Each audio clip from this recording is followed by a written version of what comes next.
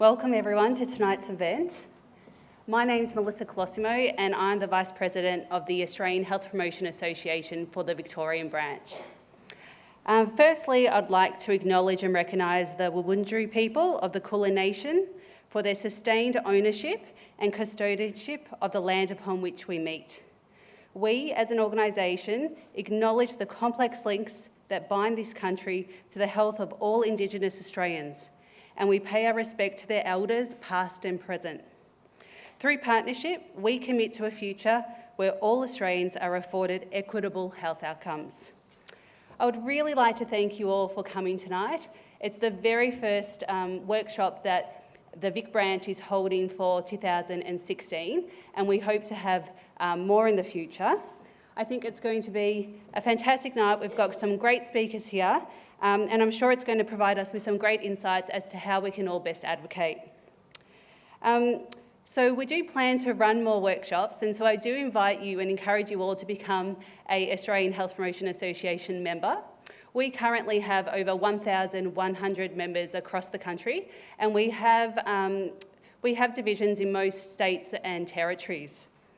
The aim of the Australian Health Promotion Association is to improve the health of people in Australia through leadership, advocacy and support through health promotion in terms of practice, research, evaluation and policy. The Victorian branch in particular really aims to support the health promotion industry, and we do this to try and get members to achieve career success. And this event is just one example of the ways in which we try to support our members to upskill, and we hope our members really enjoy tonight's event. Because tonight's topic is really essential. Less than 1% of the health budget is spent in health promotion, and that's something that's quite alarming, and we need to improve. So we need to advocate more, but more importantly, we need to advocate effectively. And improving public health involves everyone, including those outside the health sector. So tonight you will hear how to best advocate and to address today's public health concerns. Now, before I begin the first speaker, I just wanted to cover some housekeeping. So we're going to be listening to two great speakers. We'll then follow on with an official question time, and then I'll invite you all to stay back and have some light refreshments. I also just wanted to remind everyone that if you have a mobile phone, to please ensure that it's on silent. Thank you. And we definitely encourage you to ask questions. We've allocated 30 minutes for that session, so don't be shy. And tonight's workshop will also be recorded, and that will be available on our website to our members. So I'll now introduce our first speaker. Jane Martin has a Bachelor of Arts, majoring in Public Health Policy and a Master's in Public Health. Jane is the Executive Manager of the Obesity Policy Coalition. She's also Vice President of the Australian-New Zealand Obesity Society and a board member of Family Planning Victoria. Jane has worked in tobacco control for 20 years, commencing with Action on Smoking and Health Australia, as well as the role of Policy Manager with Quit Victoria. Jane has extensive experience in public health advocacy and policy development, and in building the evidence to supporting legislative and policy reforms. In 2011, she was awarded a Jack Brockhoff Churchill Fellowship and undertook the Williamstown Community Leadership Program in 2013. She has published papers on tobacco and obesity policy reform issues and has presented at national and international public health conferences. That's a big bio. Congratulations, Jane, and please join me in welcoming Jane to the stage.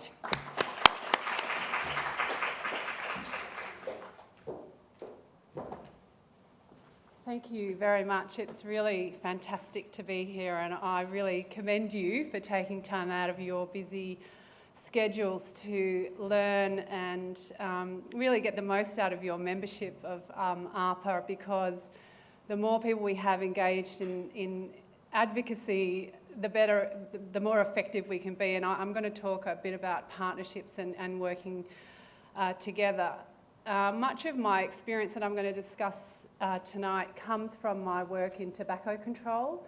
and some of it comes from my work in obesity prevention, but a lot of it stems from my early career, and I've sort of worked to build on it.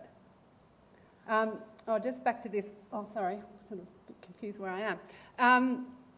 So we are a coalition of agencies, Cancer Council Victoria, Diabetes Victoria, the WHO Collaborating Centre at Deakin University, Obesity Prevention Collaborating Centre at Deakin, and Vic Health is also a funder. So we're already working in partnership, and that brings a lot of credibility. Even when we first started, we had credibility with the media, we had credibility with politicians, we had credibility with others who had touched our organisation. So that is a really fantastic thing to have, that support.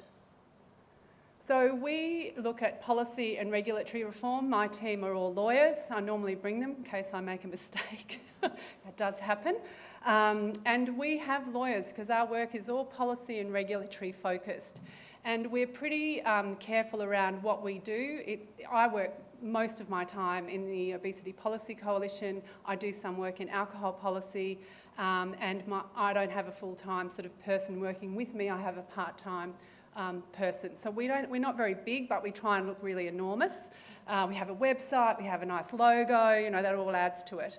And we are interested in food marketing to children, tax and pricing issues. At the moment, our focus is very strong on sugar-sweetened beverage taxes and front-of-pack labelling and labelling issues. We've done some complaints to the Australian Competition and Consumer Commission when Coca-Cola said it was a myth that Coke didn't make you fat, and we worked with the dentists because they said it was a myth that it rotted your teeth. Both of which were untrue, and the AHPA made directions to Coca-Cola around how they had to behave into the future. So, there's quite a few ways you can get in, not that those opportunities come up all the time. We develop policy and regulatory blueprints for change, and then we try and get other people behind us. At the moment, we're doing a lot of work on sugar-sweetened beverages. As I said, not a lot of organisations have a position on that. I congratulate the YMCA for actually taking a stand and saying they supported a 20% tax on sugar-sweetened beverages. So there's a bit of work to be done to get other people on board with that, and sometimes it takes a bit of time, and someone really needs to build the evidence base for organisations to feel comfortable about signing on to something like that. We do media and political advocacy. We put out policy positions. We give legal advice to various agencies, sometimes even to government, because they say it can take them quite a long time to get that kind of advice, and we can give them a bit of a snapshot. We work with other agencies with shared goals, like the dentists and other groups. We do a lot of work on committees and working groups, and we do research collaboratively or alone. And I'm just going to put up where the touch points are for us. So this is the Lancet infographic that came out last year. If you're interested in obesity prevention, I would commend this series of 5 articles. They're written by the top people in the field, and we're interested in these sort of, what can governments do? They can tax unhealthy food, they can provide education, they can set food standards in schools, incentivise retailers to enter low-income areas, prevent unhealthy food outlets where children gather, subsidise healthy foods to increase availability, legislate for nutrition labelling, infrastructure for producing healthier foods, restrict marketing for children, redesign the choices available at point of sale. So they're all the sort of areas that we're interested in, and as I said, our top areas around tax pricing, marketing and labelling. So we're pretty clear on what areas we're interested in, and then we're pretty clear about who we want to influence. And we really want to influence politicians and the people around them. We want to influence bureaucrats.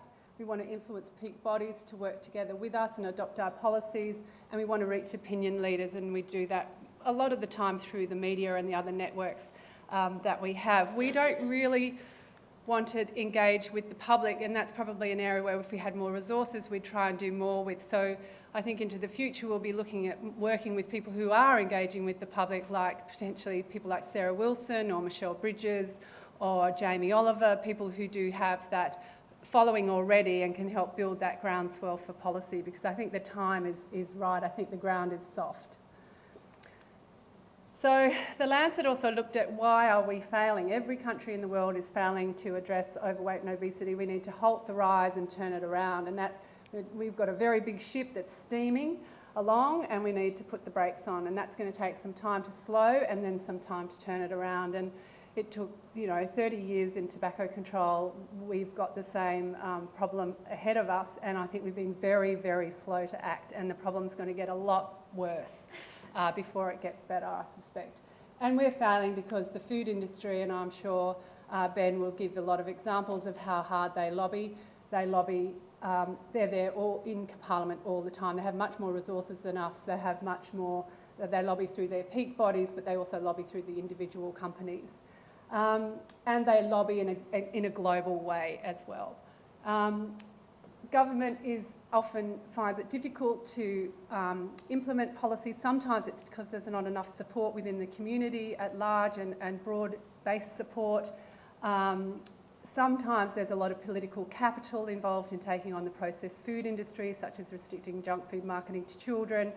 And we saw incredible leadership from Nicola Roxon when she brought in plain packaging. That was a huge, that was a political risk that she was prepared to take to do something that was really important to her to make a difference in public health. But not every politician is prepared to make their mark in that way.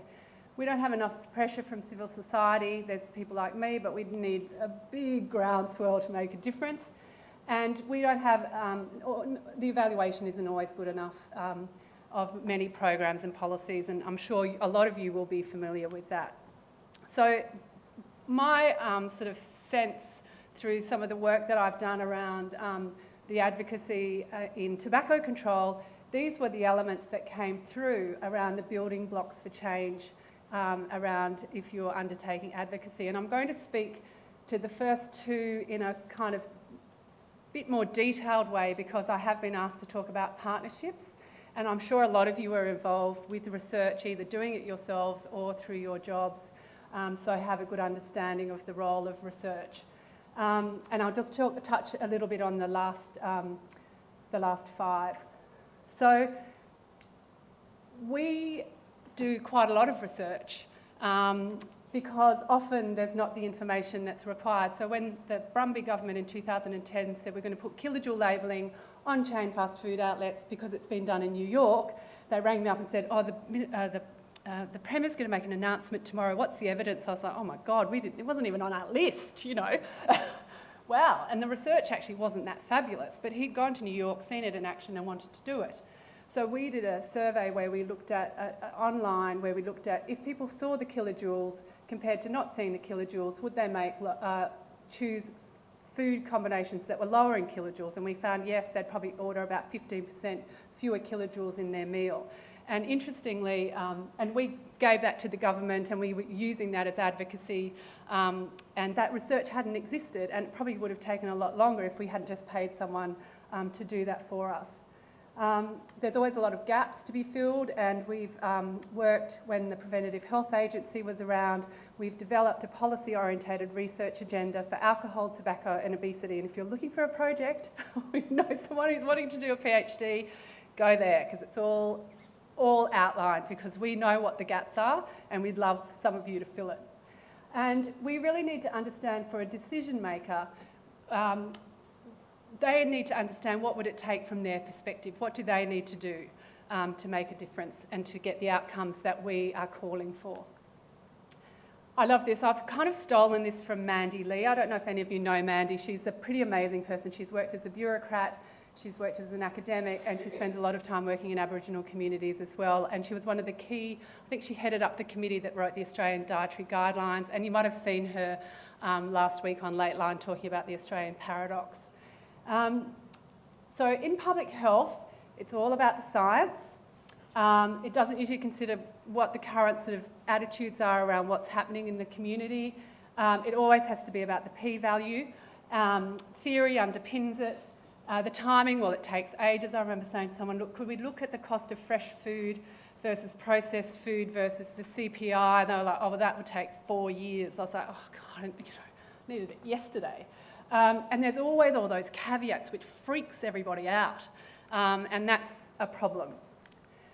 What policymakers want is it needs to be part of the context. You need to understand what's happening globally, what their framing is, what their position is. Often it's about the economics. You've got to come at it from that point of view. You've got to understand that there's an opportunity cost. If they do what you take the policy position that you are advocating for, someone else is going to miss out. There's only so much in the pot, there's only so much that can be done. So there's an opportunity cost.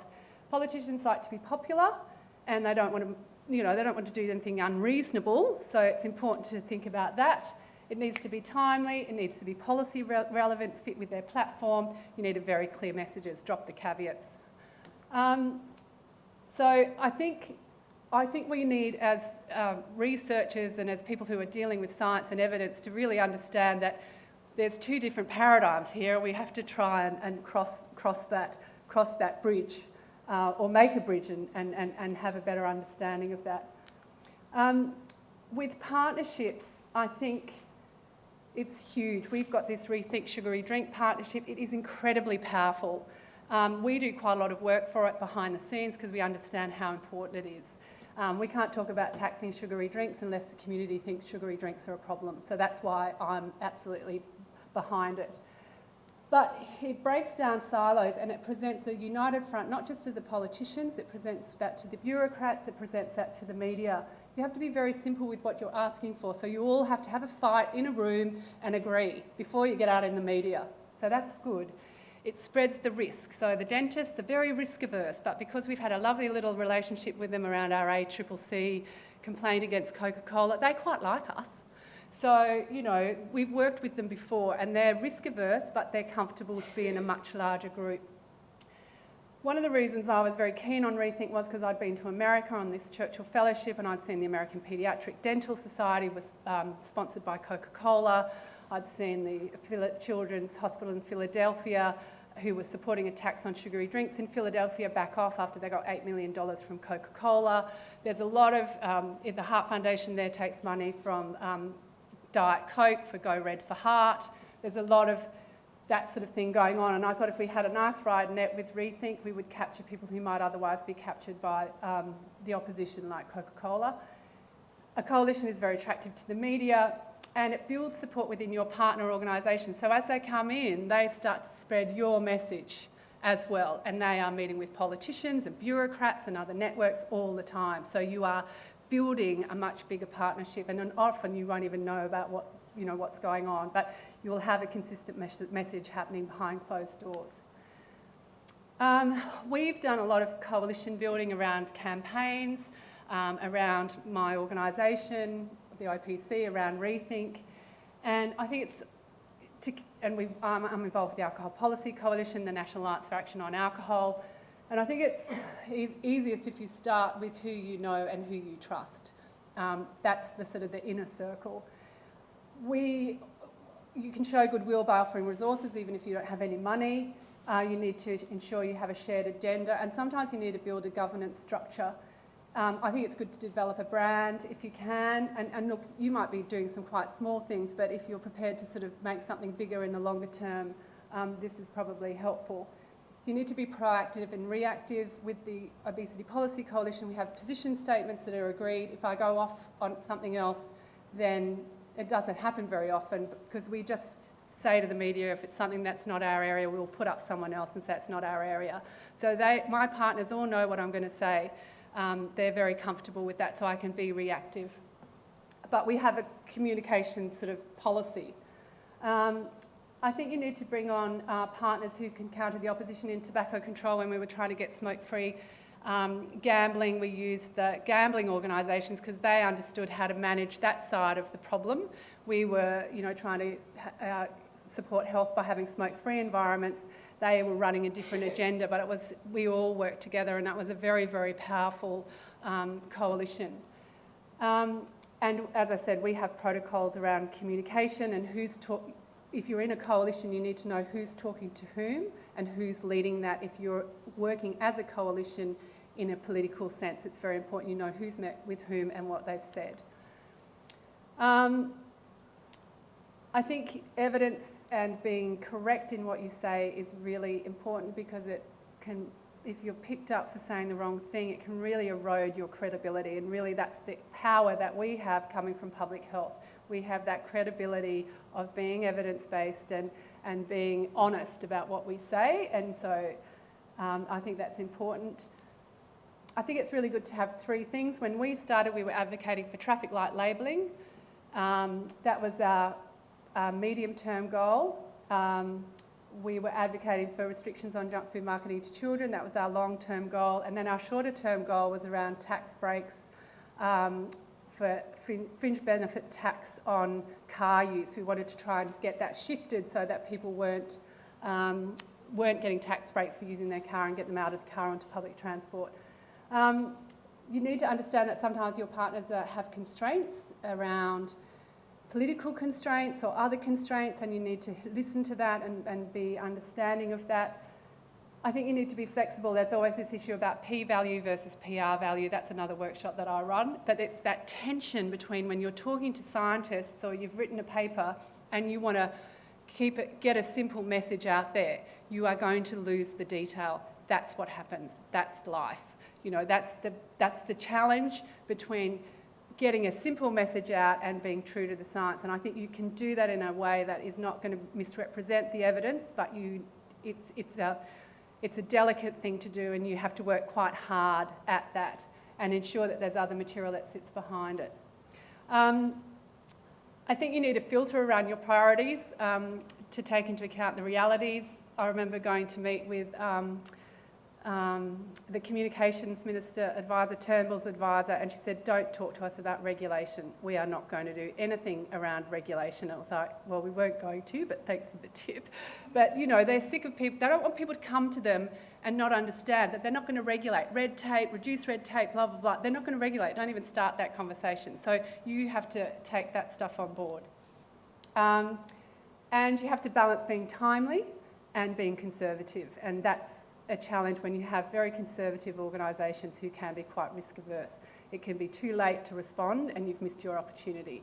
I was doing a press release on taxing sugary drinks from my hotel room in Bahrain, and then my poor husband was like my slave. He was going, it's good you didn't work this holiday until now.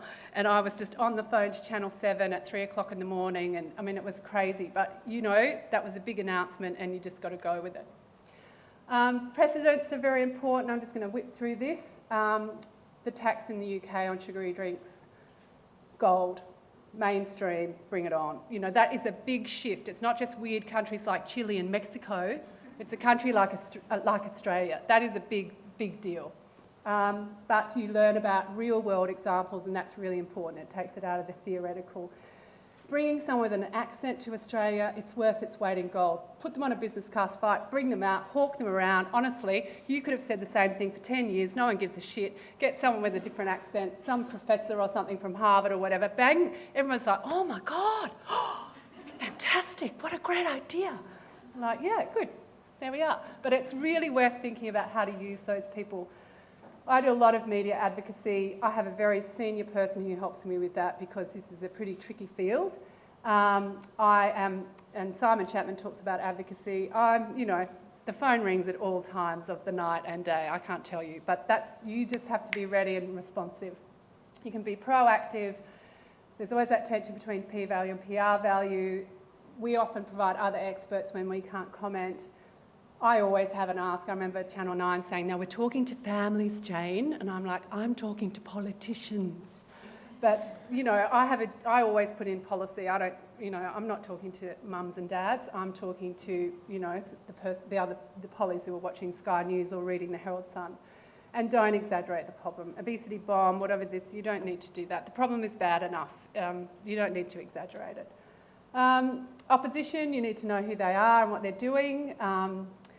You know, they're all out there, there's a lot of them, and they're working against you. So they know what you're doing, and they're collecting intelligence on you, and you have to do the same. I think we're much more open than industry. I think we're way too open, in fact. And this is an example of where we've shared some collateral from New York. This is from their sugary drink campaign, which is designed to soften up the community to get a tax in, because they tried to implement a tax without telling people there was a problem, and they just saw it as a government trying to grab money off poor people. So we used their ads, and there's a lot of sharing that can happen. They gave us these ads because we gave them our Every Cigarette's Doing You Damage ads. So health promotion can work across borders. With advocacy, long term, work with all politics. I'm sure Ben's going to talk about this. Often you're not going to get what you want. Just cooperate, say fabulous things about them, because you know what? They'll do something else another time. You've got to really congratulate the government when it does something, because you don't know how hard it's been and what's gone on behind closed doors. And then, as I said, propose solutions. Government wants to know what they can do, but frame it within the political thinking. Just some challenges for someone who's working in the field, and you might be interested. These are wicked problems: tobacco, alcohol, food. There's a long time frame. This is, I reckon if I get somewhere in the next 10 years before I retire, I'm going to be a happy person. Partnerships are critical, as I've said. You have to be persistent, just persistent. Sometimes I just think, oh my God, another day like yesterday saying the same things. Anyway, off we go. And it will always be incremental. You never know what you're going to get. It's going to be, sometimes it's tiny, but it's incremental. People are always going to be calling on you, especially some of your funders, to innovate. Sometimes you don't need to innovate. We know what to do from the evidence, but sometimes just repackaging it, or, so little's been done that we don't need to innovate. We need to do what the evidence shows we should be doing. And everyone has an opinion on food and obesity, and oh my God. Luckily, my husband does the most amazing, spooky job, so I don't have to get involved in dinner party conversation too much, but yeah, everybody wants to talk about food. If you're taking on these big industries, it can be hard. They're very well resourced. I think it's really important that we develop capacity of people like you who are going to be picking up and doing this work, because you have got a lot to do in the future. I think you really need to keep your passion and purpose. There's a lot of personal attacks. Nick Cater's had a really good go at me a few times, and my funders, and that's not very nice. And when someone like Rob Moody, who's my mentor, rings me up and goes, "How are you, Jane?" And I'm like, "Oh, not very good today." And he's like, "Look, chin up and, keep it up." I think that's really good. So surround yourself with people that are going to look after you, because sometimes it can be pretty upsetting and distressing, putting your head above the parapet. But as Marion Nessel says, we've just got to do it. And the other thing is, you have to walk the walk. You just have to walk the walk. So I get on my bike and I try and eat well, and I try and do all those things and resist everything that a lot of people are failing to resist, because it's my job, but it's a very, very hard thing to do. But I think you have to do it. So if you're looking for some extra reading, this is Simon Chapman's 38 Years in Public Health Advocacy, 10 Pieces of Advice to Early Career Researchers. It is fantastic. It is my mantra. That's what I live by. This is the Public Health Advocacy Institute of WA. I mentor, I'm not mentoring this year, but I normally mentor one person through their mentor program. One of them's here tonight, Amy, shout out. And it's really good, but they've got an advocacy toolkit, and the other thing that I think you'd find really useful is they have a little 2-pager on how to advocate for change within your organisation, which is really fantastic. So they've got lots of tips and great advice for people who want to build their advocacy expertise. Thank you very much.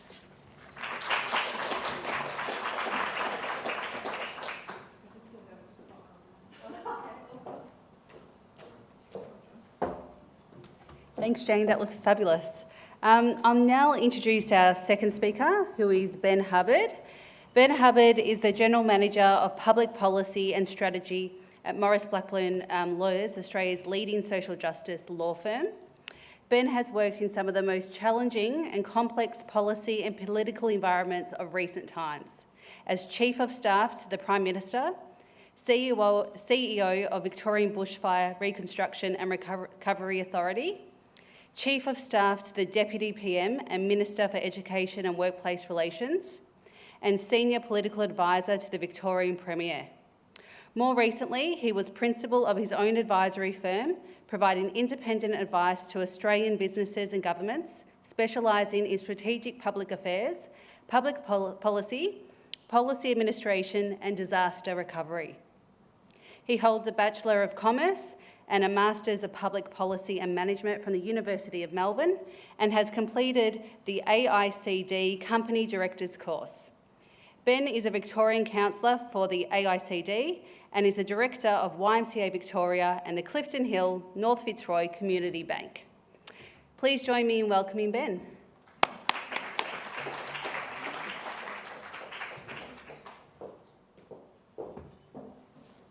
Thanks, Melissa. Jane tells me she's got a couple of extra slides. We'll just click. That's all right. Click through there. There we go. Oh, look at all the things look at all the things you missed out on. Okay, there we go. Can I just start by saying that being criticised by Nick Cater publicly is like a best badge of honour ever. If anyone reads Nick Cater in The Australian, you'll know why. We hadn't met before tonight, so what you'll get in terms of the consistencies between the two presentations is not by design. So that was the other preface comment that I had. What I'd try and cover in tonight's presentation is how decisions are made, effective stakeholder strategies, what is a successful campaign, and the election, which will be on July 2. On how decisions are made, there's nothing terribly simple in the world, and the other thing we know is the primary decision makers, ministers, typically, are rarely available directly. But what I've given you here tonight is a simple, explainable model to base your own activities on, and also for your own internal coordination.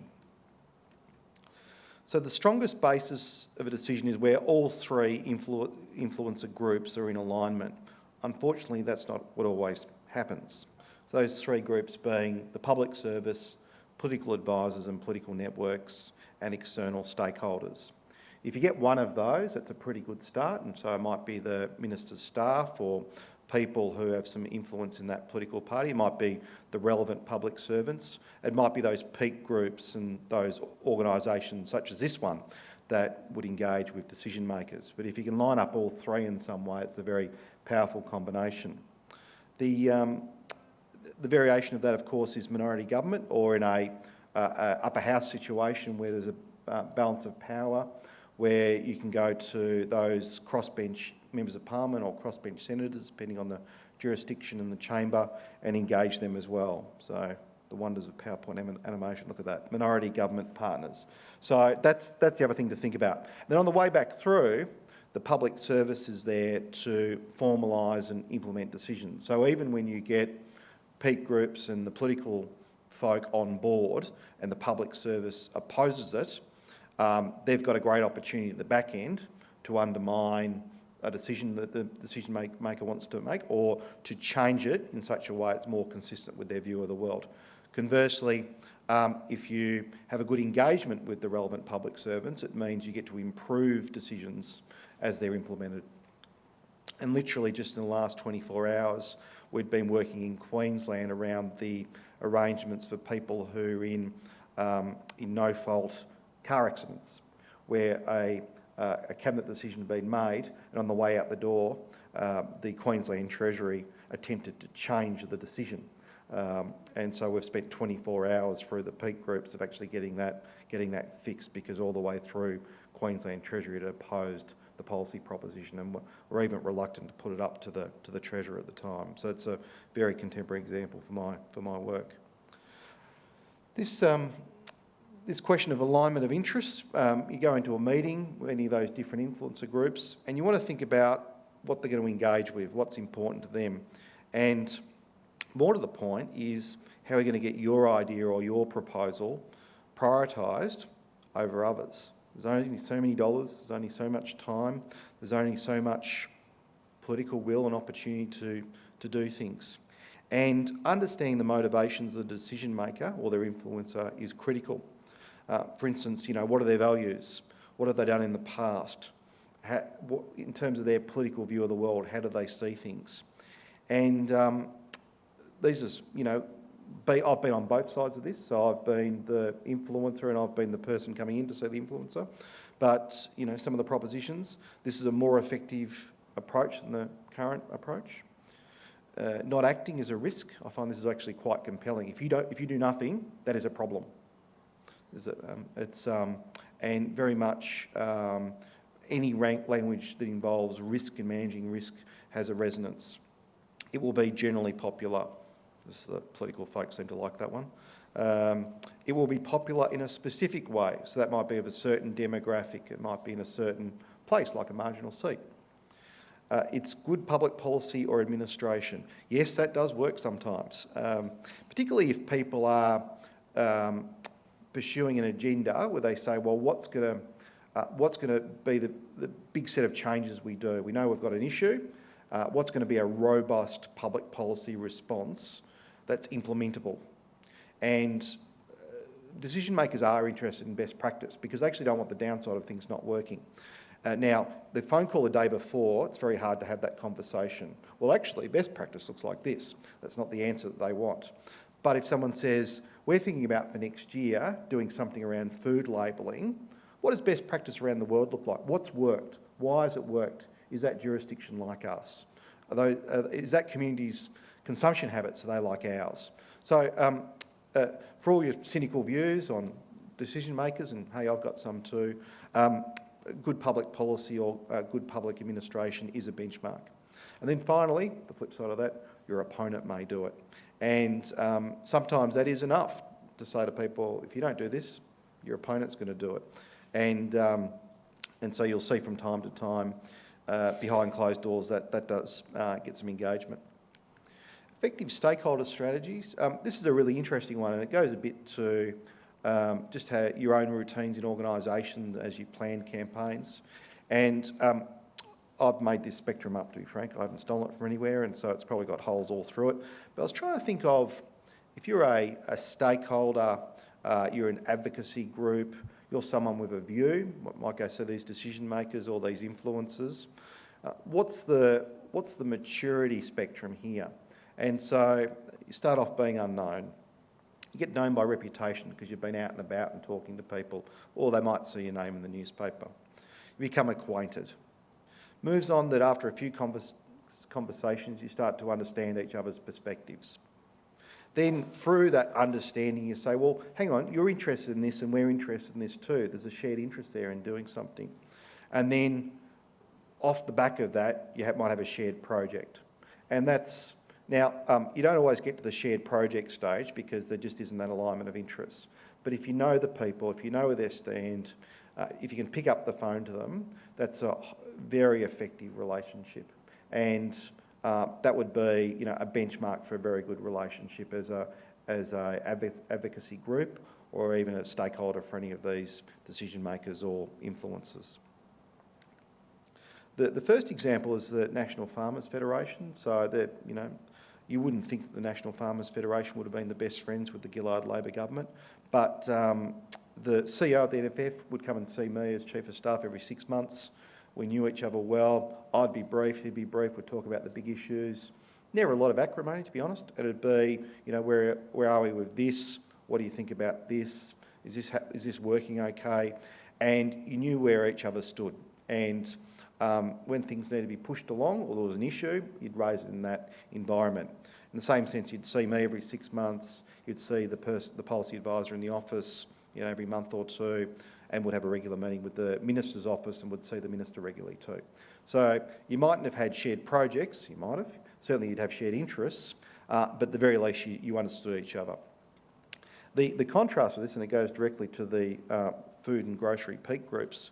So when Kate Carnell, who was at Beyond Blue and was former Chief Minister of the ACT, a Liberal Chief Minister of the ACT, because the partisan politics context is significant for the anecdote, not significant for who you talk to.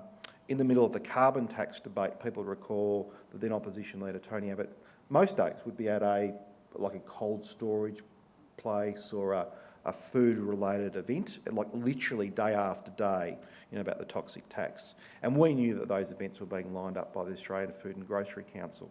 So this went on for months, not weeks or days, but months. One day the phone rings, oh, Ben, I've got Kate Carnell on the phone for you. Oh, good, she's coming to talk to us at least.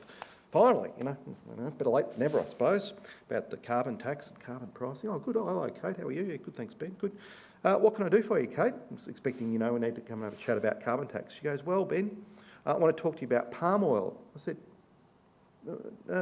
I thought you wanted to talk about carbon tax. No, I want to talk about palm oil. I said, Kate, you're on TV every night kicking the proverbial out of us about carbon tax. You're doing the advancing for the Leader of the Opposition. You're basically his media unit. There's a whole bunch of policy questions I'm sure you'd like to ask. Don't you want to have a chat about carbon tax? She goes, oh, no, it's this private members bill that Nick Xenophon's introduced in the Senate about palm oil. I said, oh, Kate, I'm really busy. See ya. Clunk. I'd never met Kate Carnell before. She'd been in that role for a long time. She'd never, had any relationship with the Prime Minister's office at the time. And frankly, I was pretty busy. Now, people were on this palm oil issue. It wasn't a sort of neglected, an important matter which had a whole bunch of knock-on effects for employers and for employees around the country and for the food industry. But I was just sort of thinking of all the stark contrast between the farmers and the food people, where one group would methodically have an engagement, talk about the issues. You might have agreed on everything, but you could pick up the phone when there was an issue. And I'd literally never spoken to Kate Carnell before in my entire life. I just thought, oh, see you later. Harsh, but it's the way it is. Like for like. Bit of the trick here with advocacy is understand where you fit in the sort of the spectrum of the world, if that makes sense. And when you're in Canberra and you're running national government, you deal with the national groups and the peak groups. Now, big issues come along that are state-based, but it's sort of national for national. In the same sense that the other side, if you're a local group, you want to pursue the effort locally because there's expectations that that's how people are organised. Rightly or wrongly, there's an efficiency and there's an internal organisation there that I can't deal with 8 state-based groups. I want to deal with the national group when you're in Canberra. If you're the Victorian, Victorian Minister's Advisor for Health Promotion, you don't want to talk, have 12 separate meetings with 12 separate subgroups. You prefer to deal with the organised statewide structure. And it seems a pretty obvious thing, but it goes when you're sort of starting out in health promotion or getting a project up and running, have a view about those relationships with that sort of structure in mind. It's guidance, it's not a rule, it's guidance. Who? Take a long view about relationships. So there's obviously ministers and their office. Ministers change. Sometimes they change a lot. Officers turn over really fast. People settle in for a year or two, but if the minister changes, the staff changes. If the minister doesn't change, you might only get 2 or 3 years out of the relevant advisor. So just when you think everything's peachy with the relationships, you ring up and ask for Stephen. Oh, Stephen's gone to work for the Attorney General. Oh, who do I talk to now? Oh, I don't know. Or you need to talk to Jane. Where's Jane? What's Jane's surname? Oh, she's really busy. Would you like to leave a message? And you've got to start again with a relationship. And that routinely happens.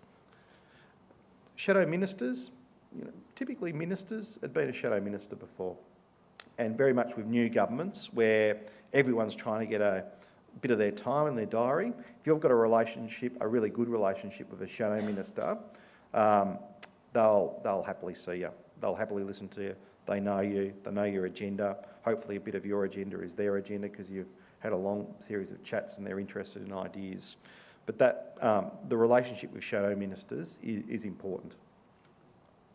Interested MPs, where do shadow ministers and ministers come from? They come from the wider party rooms. So, and where might be their professional background, there might be a parliamentary group. There's both committees and informal groups. Look for those opportunities to engage along the way. Again, that long view, it's not about this year or next year, but in 5 or 10 years' time, who are going to be the shadow ministers of ministers that your organisation is wanting to have a relationship with. Public service, again, people move on and typically people get promoted up. So just because they're junior today doesn't mean they're not going to be senior in 3 years' time and being the pivotal person in your area of interest. How? When in those busy jobs that I did, all of those busy jobs, what I would love, when people would come in and they'd be really structured, they'd give you 1 or 2 pages, they'd speak to the key points, they'd make a clear request. And, I'll go back, and you had that 1 or 2 and you can have it sit there and you have a think about it And typically in Canberra, I'd write a note over the top, and I'd say, Melissa, can you come and chat to me about this? And staff would wander in and say, oh, where are we at? What are we doing? What can we do? Have they seen such and such? And keep it moving that way. Wouldn't read long pieces of, wouldn't read long pieces. But if I didn't get given a piece of paper, I was relying on my very bad handwriting and whether I was interested in writing notes or not, to be frank. It's that those sort of simple tools are really effective when you're seeing busy people, particularly where their people will be doing internal referrals to other officers, other advisors. On the long, there is a place for the long pieces of work, and the specialist advisors and ministers' offices, they will read them, they are interested in them. The specialist public servants will be too. But they'll also know if you're not consistent. If you argued for one thing last year, you need to argue for the same thing. If you're using statistics in a certain way, you can't change how you're using them. But they also need to be practical too. So they need to talk about the current government's priorities, what else is going on out there. You can't ignore the big things, the big dynamics. And again, it goes to the credibility question. If you get stuff wrong, it cruels you. And the last one there is make reference to their agenda. You want to talk, you don't want to be completely generic. So if you're talking to political staff, you want to talk about the government's agenda. If you're talking to public service staff, you want to talk about things that the public service is working on. It may be the government's agenda. It may be a more narrow piece of work. If you're talking to peak groups, you want to relate it to what they're doing as well. So just don't do a generic thing. It's a bit like CVs, don't just do a generic CV, tailor it to the person you're talking to or applying for a job to. What is a successful campaign? There's a really important place on big issues of big campaigns. And there's 3 examples I've got here. And whatever you think of these, I think they're really good examples and they're very contemporary examples. So some campaigns have deep pockets. They have a lot of money and they hire the best advertising people and they do the best research and they hire the best lobbyists and they make the best donations and they get the job done. So people would recall that mining tax campaign from about 2010-11 and it was a real... for someone I'd left Canberra at that stage, watching it from afar, it was like, well, that's horrific. But you think about it, if you're a BHP or Rio and you had hundreds of millions of dollars at stake, why wouldn't you put your money in your pocket for $10 million for a $20 million campaign when you've got a legal obligation to protect shareholder value as directors or accountable to a board with that responsibility? Like, it's rational behaviour. It's dreadful behaviour, but it's rational behaviour. But that's an example of that sort of campaign. The second one is people brought together coalitions and built wide community support. So a great example of that is Every Australian Counts, which was the non-government campaign for a national disability insurance scheme. So there's a whole bunch of organisations involved in that. Really significant grassroots support. Built it from with local MPs up. If you Google it, you'll find pictures of politicians holding this sign up, which was then used on social media. People made those commitments. A really good example of that sort of campaign. And let's go back so get the labelling right here. And the third one is the local and engaged campaigns. So sometimes things are big, but they're local. And even if you look at the defence announcements that PM Turnbull made yesterday about South Australia. Is anyone here from Adelaide? Okay, that's fine, I feel better now. Or is that a hand over there? Okay, I'll be polite then. But Adelaide doesn't have a lot going for it in an economic sense. Because, Holden's shut, Mitsubishi's gone, only so many people can afford Adelaide wine, the Grand Prix long gone. The economic propositions for South Australia aren't that compelling. Their defence industries aren't too bad. They're actually smaller than Victoria's defence industries, but there's actually disproportionate reliance in terms of economic activity and jobs.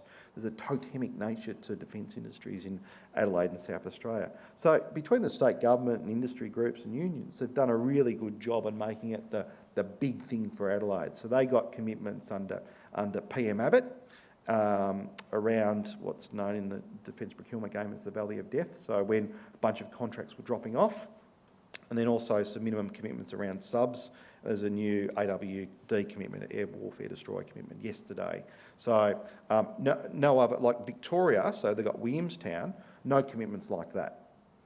So would you say that, defence workers in Victoria have a disproportionate entitlement to South Australian ones, well, we'd probably say, no, because we're. But in Adelaide, totemic. But a big local push, a very effective local campaign. So that's a third example of a successful campaign.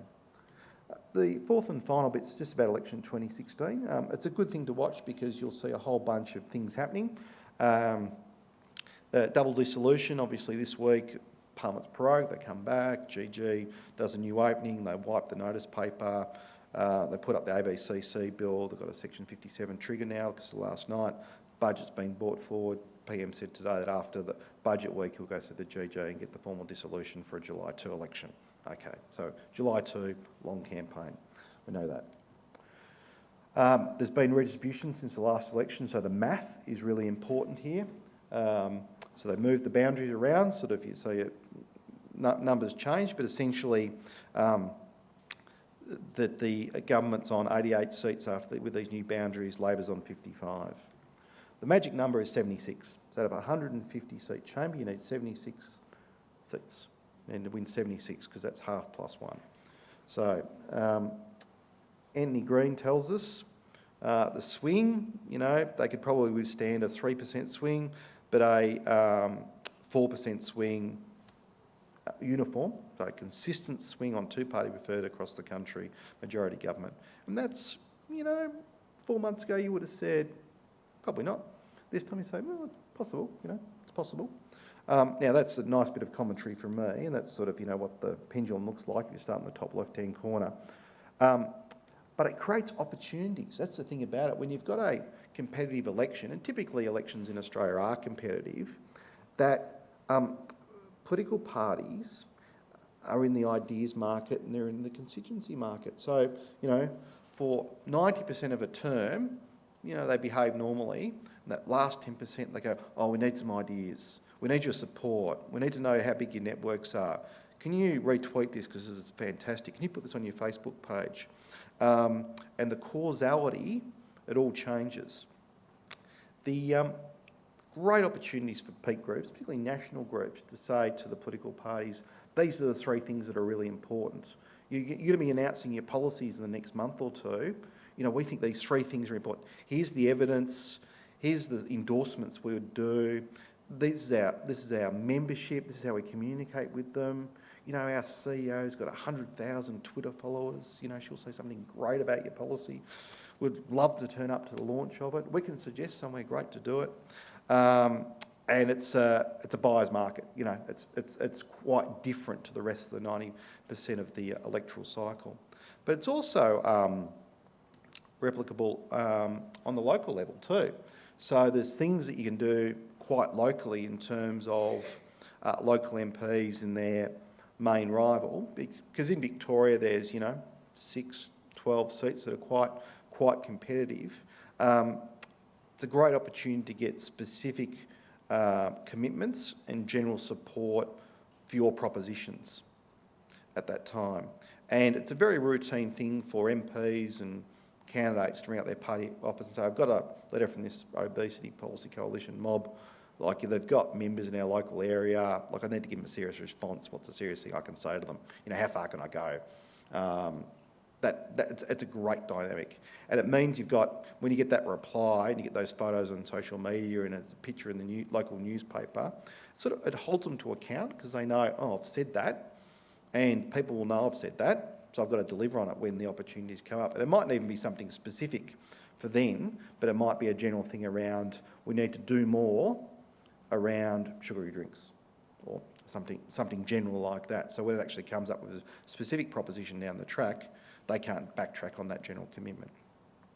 And, as cheesy as it sounds, these are local politicians after a vote. So morning teas, policy forums, debates, statements in newspapers, Facebook posts. Small as it sounds is a great way of holding legislators, people in those party rooms, those political influencers to account on specific or general propositions. So that's it from me. I think we'll go on the next stage of the evening. That's been a relatively narrow, simplified, practical explanation of how things are done. Of course, it's much more complicated than that. but I suppose it gives you a set of concepts to start thinking about yourselves in terms of whether you're working or studying in the field as you go along of how it relates to decisions and legislative and policy change. So thanks very much.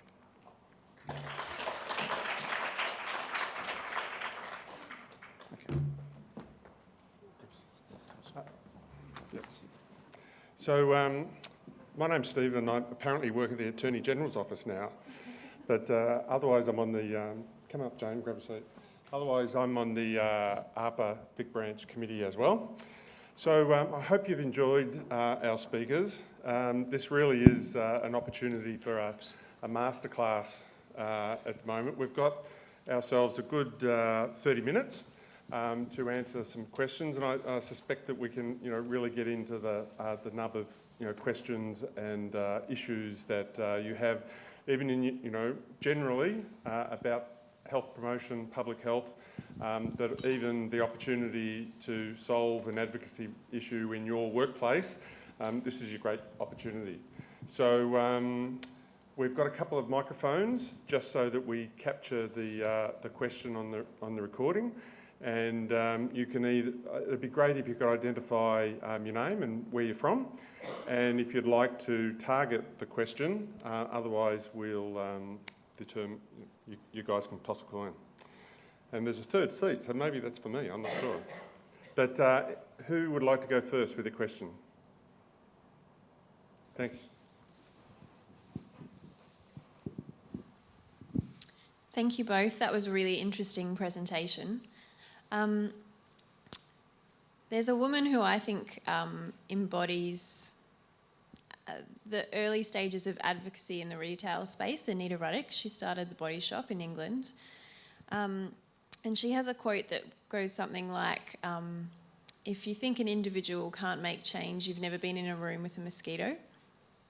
So I wonder, with my work hat off, and I just realised I didn't introduce myself or tell you where I work, but with my work hat off, as a group of young, passionate public health and health promotion professionals, can we advocate effectively for change as individuals or even as peer groups, or do we have to get behind an existing cause or an existing group? I'll go first. I would take a relatively radical view on this. I think there's strength in numbers, but it doesn't need to be a formalised group or, on formation. It can be formed for the purpose. I think the digital platforms that are available to people interested in advocacy are pretty amazing compared to... I've been doing this sort of work for about 20 years, so I think about the mid-90s, what was available. Like, it was a revelation to have an email address. So the tools available at the time were pretty rudimentary and lent itself to people and organisations who are well-resourced and had formalised systems. If you think about some of the campaigns with the highest effect in the last couple of years, they weren't necessarily the groups with big existing formal networks or deep pockets. They were people with the idea that became effectively the zeitgeist at the time, and were very clever on how they used low-cost, accessible platforms. So I would take a far more radical view on that than I would have 15 years ago. And I think, in terms of some of the great work that's been done in the international development space around global poverty, there's some very, very good case studies about relatively young people who have started, from, whatever they used, to some butcher's paper and a pen, to campaigns that did have a profound impact on not just the community's perceptions of these issues, but what the community did about them as well. And I agree with that. I mean, you do need to build a movement in some way, but whether it's you building a movement behind and leading it, that with social media, it is a very different thing. And I think you can do that. And I think the sort of work that is being done to support that kind of leadership, like through NCD Free with their boot camps and things like that, I think that kind of activism and organising becoming more mainstream as, you know, not seen as rebellious or sort of breaking out or whatever. But I still think at some point, if you can get a shared agenda, you can probably get it done more quickly, or those things can kind of pop up and fade out because people get busy with other things, and the persistence and continuity of message, I think, is important, and I think that's the consideration going into the future, unless you wanted to do something where I think it's always quite good, a proof of concept idea, try and get something, always get an early win. You know, when we were doing something, we tried to get an early win because we knew it would give confidence to the people around us who were supporting us if we did, and that, whether that's individuals or organisations, I think if you can get something over the line quickly, it gives everyone confidence, and then you can take on the next thing. But yeah, I think there's a lot more opportunity for that kind of campaigning now than ever. Hi, my name's Claire Bauer. I work down on the Bellarine Peninsula in Port Arlington at a community health centre.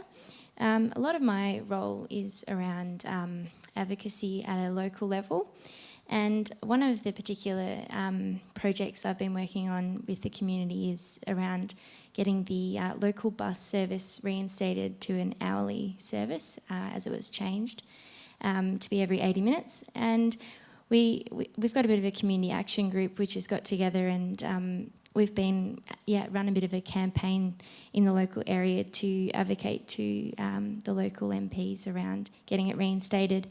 And my question was really around how can you get different levels of government to advocate to each other?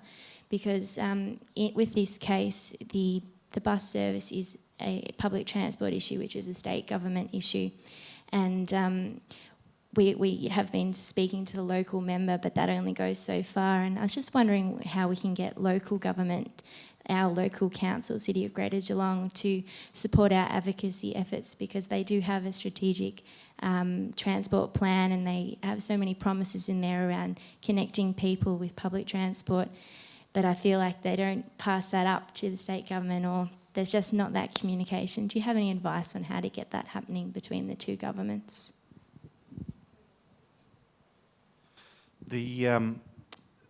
Notwithstanding the Geelong Council stuff for the last week or so, there's been a bit of a dysfunction there in those Geelong peak groups, because you've got the G21, you've got the RDA, you've got Committee for Geelong, you've got the council, and you have the dynamic in the council between ward councillors and a widely elected mayor.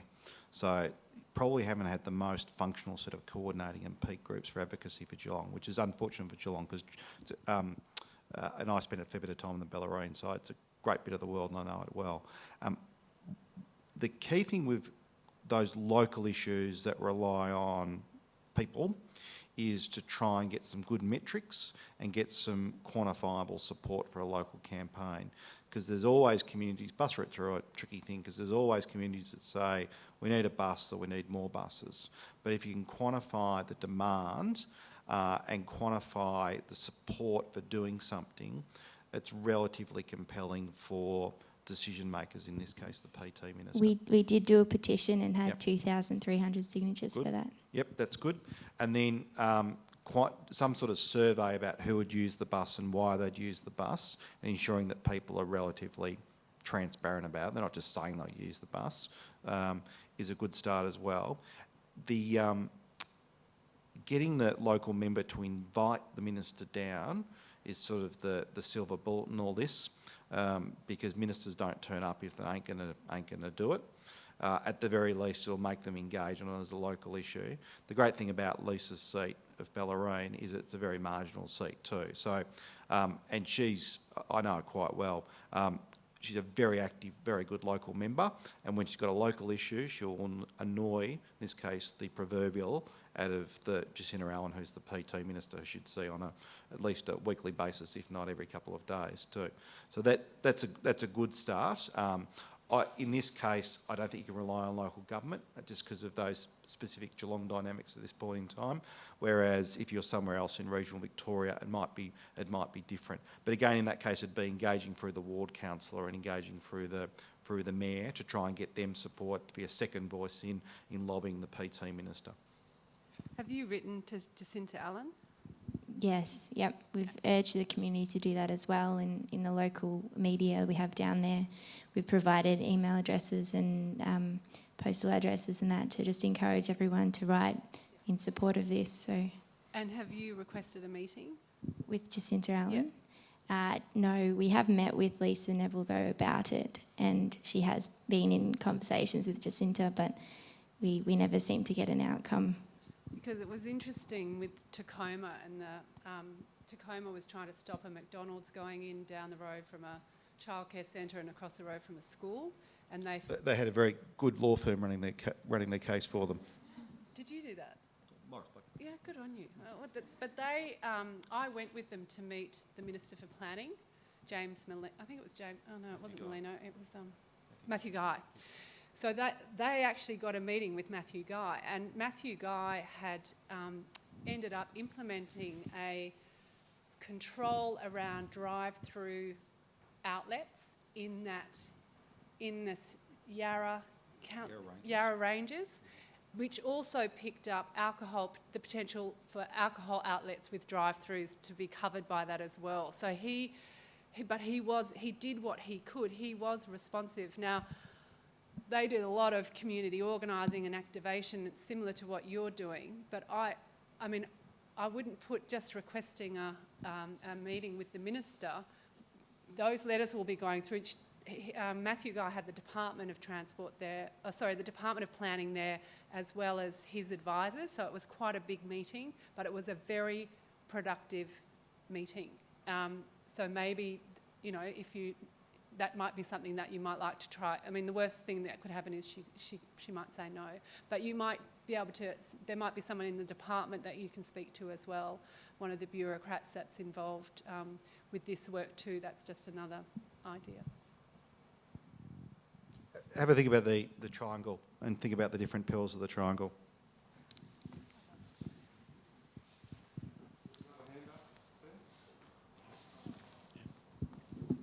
Hi, my name's Rachel. I'm from Vic Health. My question was before we were doing advocacy at work. My question was really just wanting your guys' advice as senior influencers or being on the inside as well. How do you quickly upskill yourself on understanding somebody's preferences and more looking at the government and what they like and what they don't like and how to frame something? And when you're working in an organisation that's always responding to different governments, and you're not the person that's actually meeting with the people to have those conversations and be in the room, what resources do you guys look to be able to inform that? I'll give you a real example. So I worked with, when I was a consultant, I worked with a big manufacturing company on a grant application for the economic transition stuff off the back of Holden closing over in Adelaide. I was keen to help out those folk in Adelaide.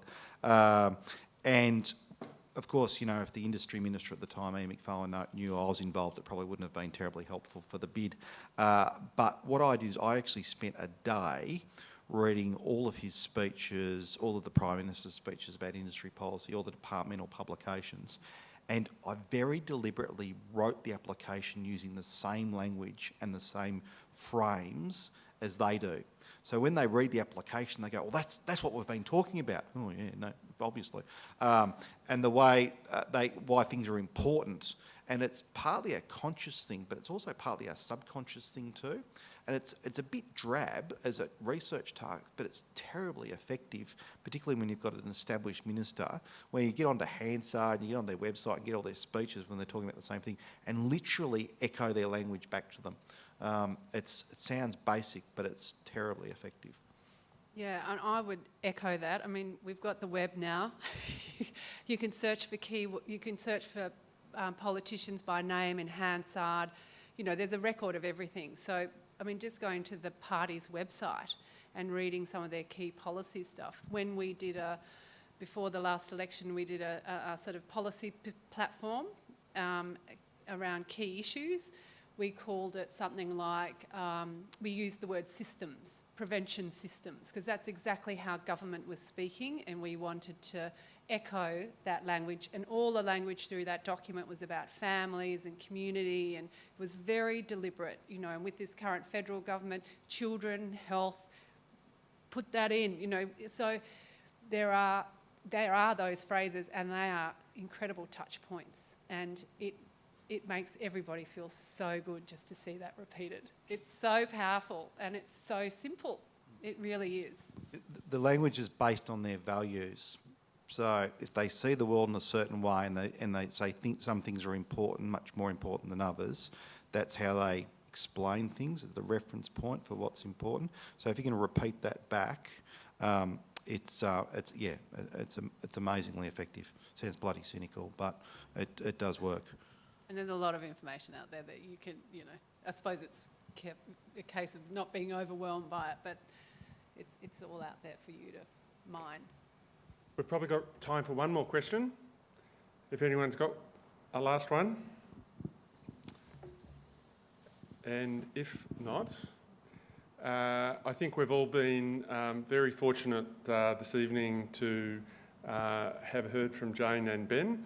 I think they've given us some wonderful insights into a really broad range of issues, concepts, insights into how we can be good advocates and be successful in that area. I think we've covered it, you know, from a wide range of areas, and I hope that you have been able to take something out of it. I hope that your fellow members are going to be able to access the recording to also learn from it. And I really think Jane gave the invitation for a coffee. I know she never says no to a coffee, and I'm sure one in our building, coffee shop. I'm sure Ben would be more than happy to have a chat, but send him an email first. But look, I really thank you. Can you please join me in thanking Ben and Jane?